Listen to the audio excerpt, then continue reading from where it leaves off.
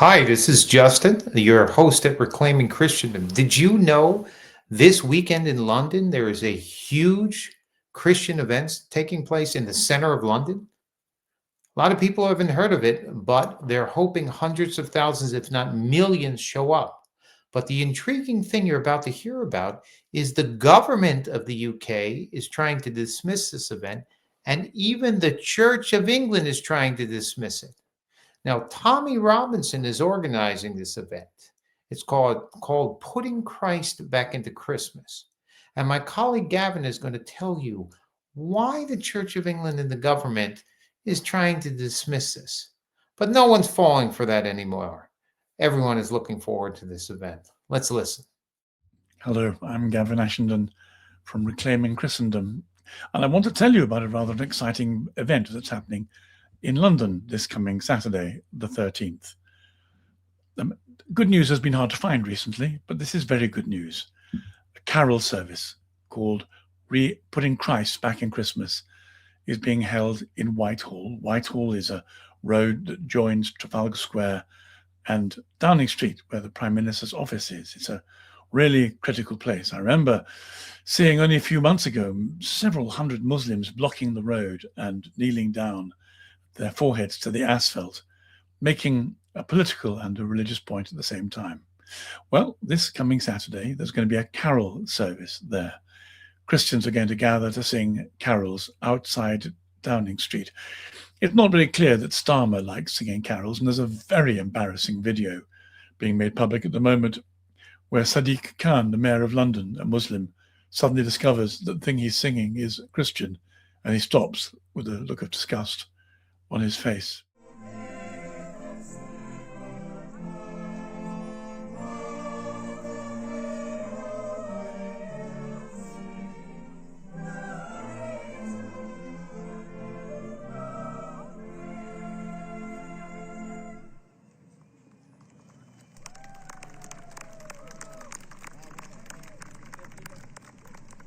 Now, there is one problem with this carol event. It's called Putting Christ Back into Christmas. And the problem is, this is really quite funny, it's being organized by Tommy Robinson. And the Church of England and many of the mainstream denominations can't wait to condemn it. The condemnation I've read uses the words blood and soil, Christian nationalism. This is quite funny, really, because if ever you had an example of Christian nationalism, it would be the Protestant Church of England. It's called a national church. Hard to know how a national church doesn't commit Christian nationalism. But so befuddled are the authorities that they can't see the connection between their own Church of England, Anglicanism, and Christian nationalism. Well, they're very keen to see a connection between Tommy Robinson and Christian nationalism. They think nationalism is a very bad thing indeed.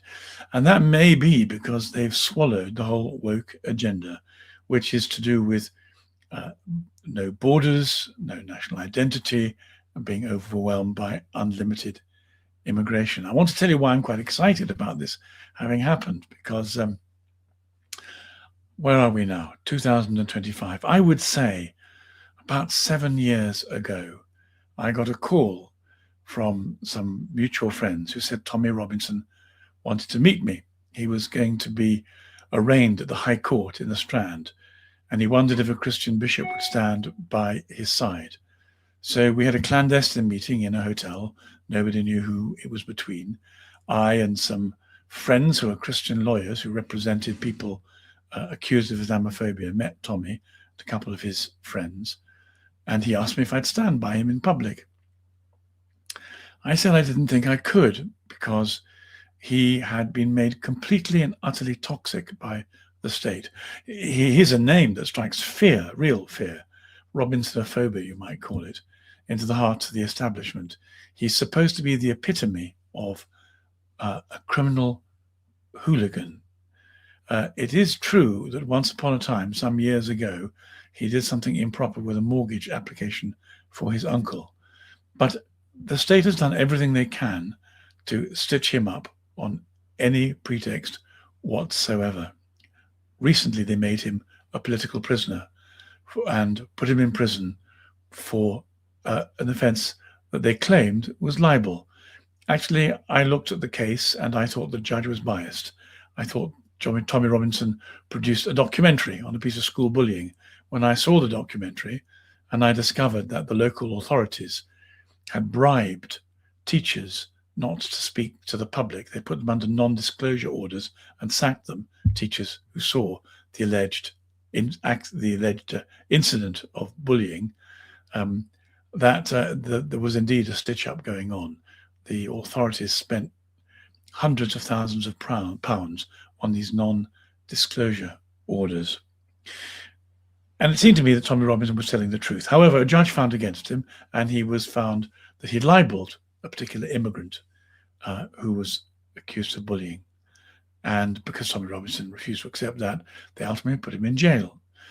The whole weight of the state came against him. So this was somewhat before this. And I said to him, I couldn't support him for as long as he just had a political project.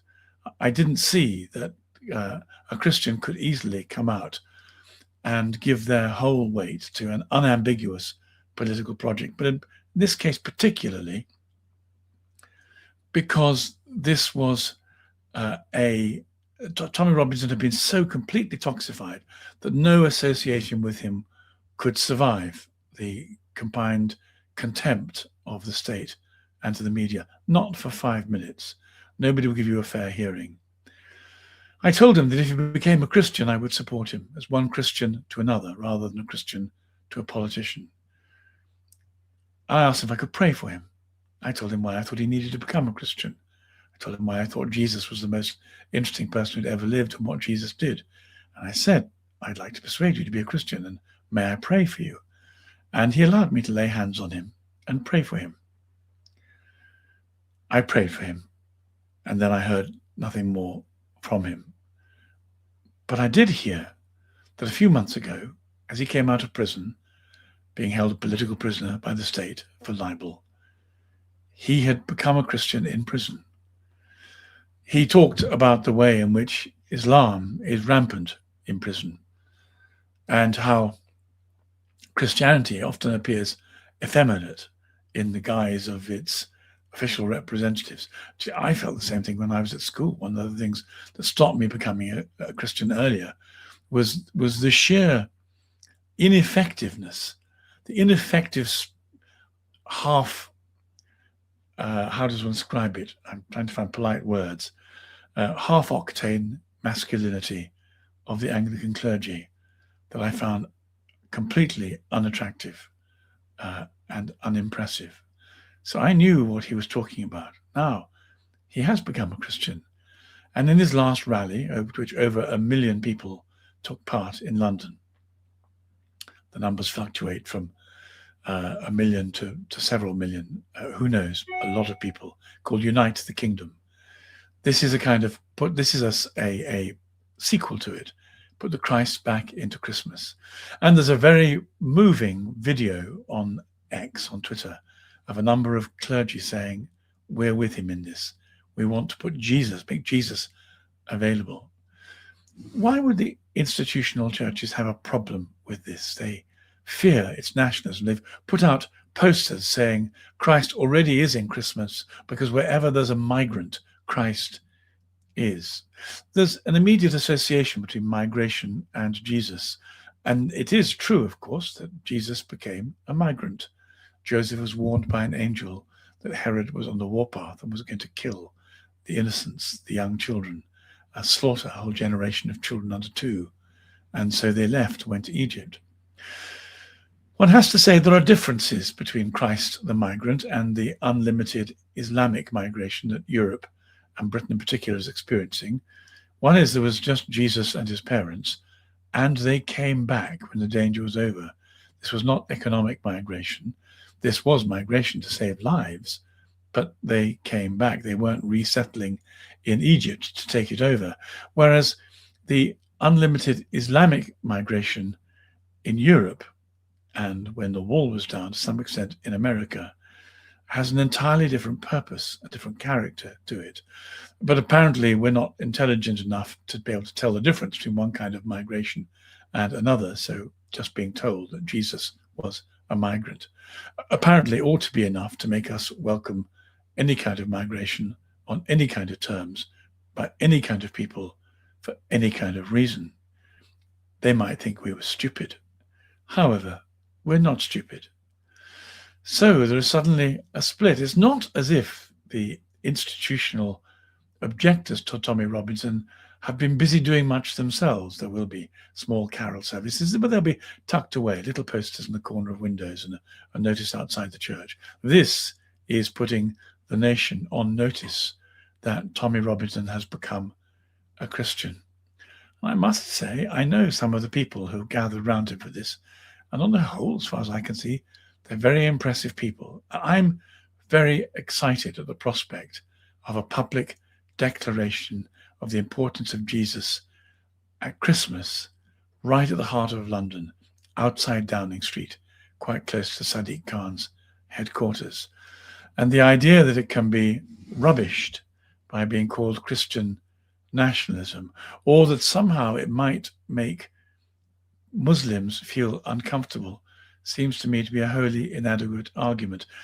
There have been several deaths at Christmas markets throughout Europe already this autumn, where Muslims have driven their cars into people and killed them. The media is completely silent about this. The Christmas occasions are guarded with bollards in the road so that suicide terrorists can't kill people. There's no concern from the churches about Christians being alarmed, being attacked by Muslims. And it is only Muslims who do it in Europe. But suddenly, the mainstream churches are anxious about Muslims being terrified by Christmas carols. It's perfectly clear that if Europe is to survive in any way, politically, culturally, nationally, economically, it's going to need to become Christian again. And one of the ways of doing this is by having an evangelistic rally where carols telling the story about how God is who he is in Christ, who comes to enter the human condition, take place. What possible objection can there be to Christmas carols?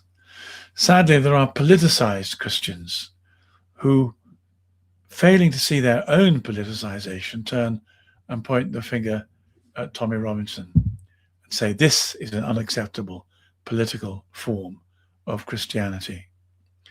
It is in fact a form of effective evangelism, and I'm looking forward to supporting it as much as I can. I also, I think, take some whimsical pleasure in the discomfiture of the establishment, who are finding it very hard to know how they can resist a campaign to put Christ back into Christmas and to sing to his glory the wonderful Christmas carols that have defined our European culture for several hundred of years. It is, in fact, the establishment who want to turn Christmas into a political occasion, all to do with welcoming economic migrants. The boot is on the other foot. I have to say, I wasn't sure that Tommy Robinson would become a Christian, but now that he has, well, I want to support his Christian endeavor. So, as you heard from my colleague Gavin, if Europe is to survive, it must become Christian again. It's that simple. Don't overanalyze it. If Europe is to survive, it must become Christian again. Tommy Robinson realizes this. A lot of the leaders realize this, and that is why millions will show up to this event. This is vital for the survival of Europe and for the survival of Christendom. We'd love to hear your comments. If you're in England, we hope you show up at the event. And don't forget to like and subscribe to Reclaiming Christendom. We've got plenty of interesting videos that we would love for you to watch, and we value your opinion. So please like and subscribe, and let's hear your comments below. Thank you, and God bless.